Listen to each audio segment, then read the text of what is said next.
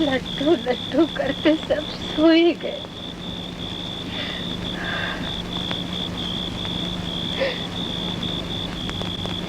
हे पुरुषोत्तम भगवान, सुनती हूँ कि तेरे राज में कोई भूखा नहीं सोता, पर आज मेरी आंखों के तारे मेरी ही आंखों के सामने पेट पर पट्टी बांधकर सो रहे हैं। ऐसी कठोर यातना एक माँ की आत्मा कैसे सहन करे? कब तक सहन करे प्रभु, कब तक सहन करे? दुखों के बुझाल से डगमगाकर बड़ों के नाम पर बट्टा नहीं लगने देना बहन। सवेरे गांव को पता चलेगा कि मेरे बच्चे भूखे सो गए और भाभी बुलाने तक नहीं आया, तो मेरे भैया के नाम को लालच लग जाएगा। मैं भाई और भाभी के नाम पर बट्टा नहीं लगने दूंगी, नहीं लगने दूंगी, नहीं लगने दूंगी, नहीं लगने दूंगी। बच्चा बच्चा निको निको, शामू रामू, अरे उठो उठो उठो बेटे, लड्डू खाने है ना, लड्डू खाने ना, उठो उठो उठो उठो, चलो चलो चल, मामी ने लड्डू भेजे हैं, खाओगे ना, खाओगे ना? हाँ चलो चलो चलो, बैठो शामू बैठो।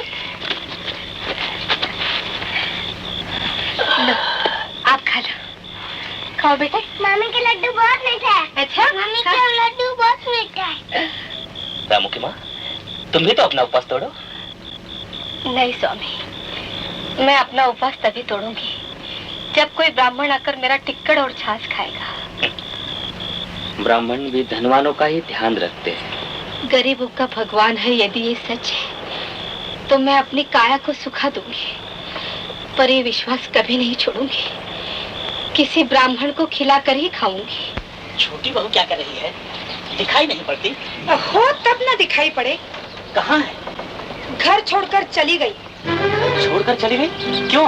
देवर जी, भिखारी की बेटी को राजगद्दी पर बिठा दो तो भी 7 घर के टुकड़े खाए बिना संतोष कहा।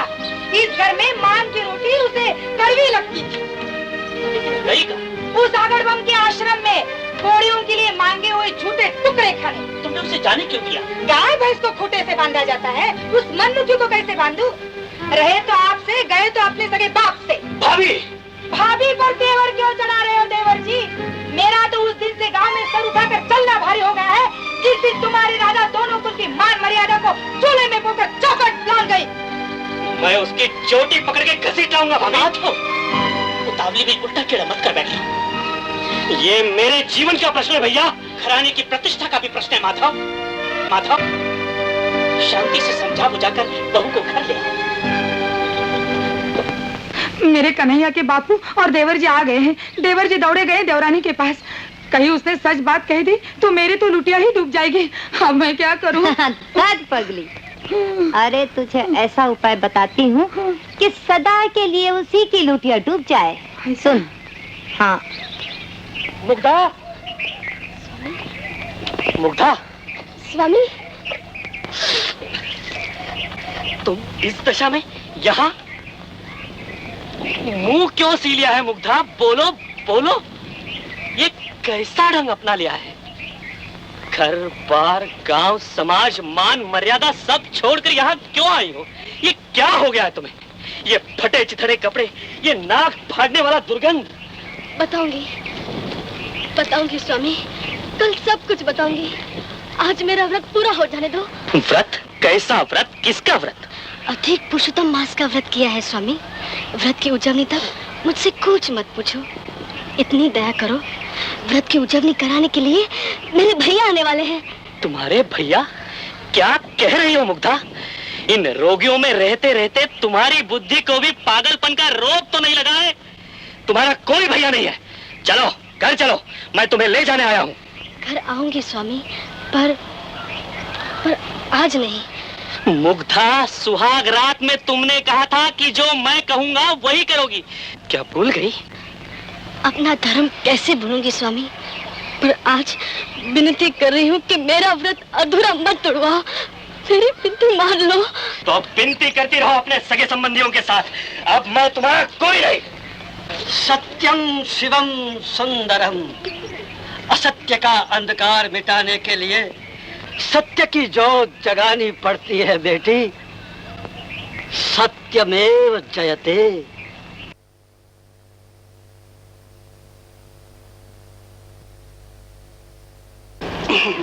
कन्हैया, ओ कन्हैया।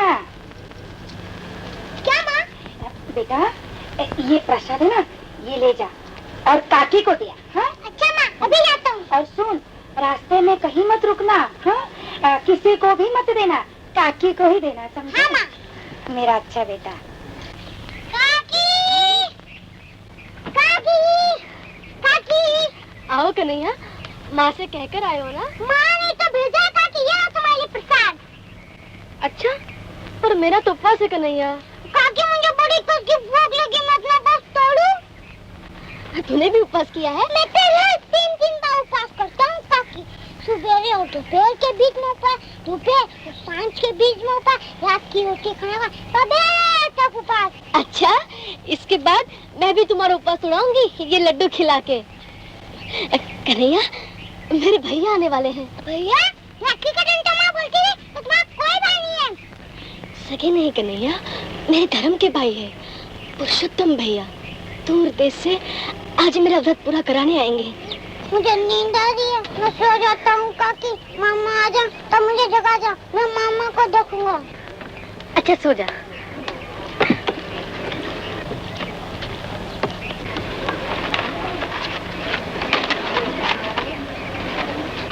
अरे ओ चतुर्वेदी जी, ओ द्विवेदी जी महाराज, अरे आप सब लोग पंगत में बैठते जाइए, मैं भोजन परसवाने का। अच्छा महाराज, बैठिए।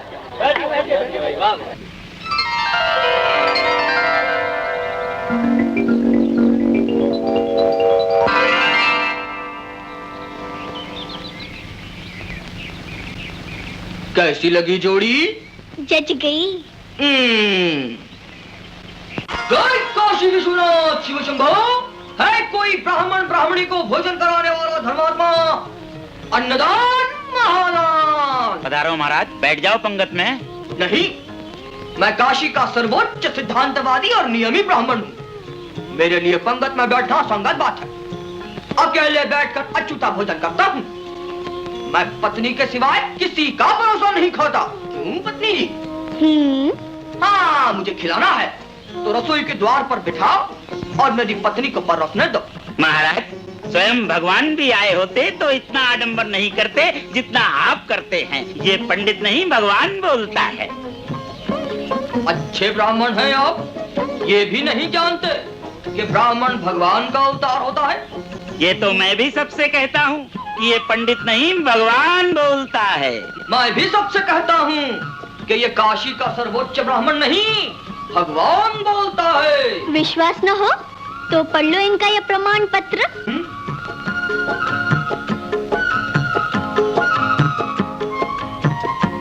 शंका हो तो हम रास्ता नापते हैं। क्यों पत्नी जी? और क्या, जहाँ सम्मान न हो वहाँ भोजन करना भी नहीं चाहिए। अपमान के लड्डू से तो मान का विष भी अच्छा। हरी हरी हरी हरी हरी हरी। जहाँ एक तो एक ब्राह्मणों का भोजन है, वहाँ एक ब्राह्मण के लिए इतना सोचे विचार जिससे सारा भंडार में रहे पेट में समाने वाला है। शंका कुशंका वाले दादा से तो मक्खी चूस भला, जो झटपट हाँ या ना कह दे। चलिए पति देव जी, कोई और घर देखें। ठहरिए महाराज। आचार्य जी, आप ही ने तो कहा था आज उजवनी के दिन इस द्वार से किसी को भी भूखे नहीं जाना चाहिए। कोई ब्राह्मण भूखा जाएगा तो व्रत अधूरा रह जाएगा। हाँ हाँ, पधारिए महाराज, पधारिए पधारिए पधारिए।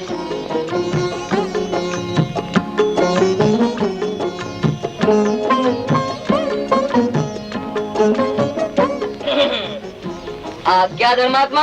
आओ महाराज।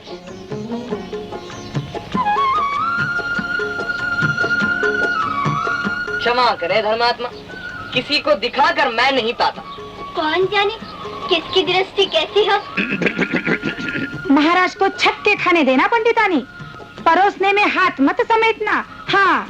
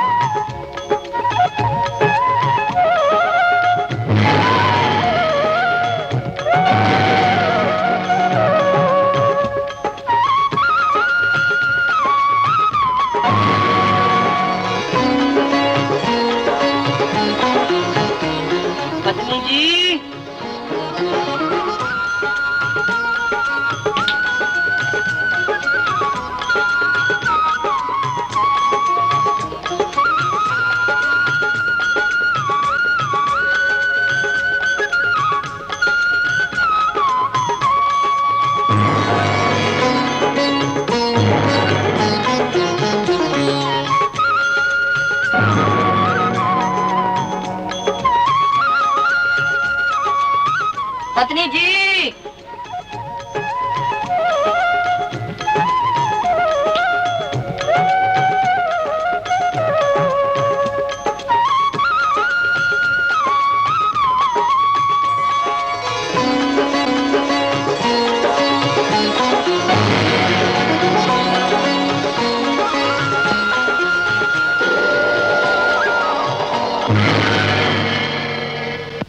अरे भाई, महाराज कब तक भोजन करते रहेंगे? यहाँ तो पेट में चूहे फुदक रहे हैं। पत्नी जी,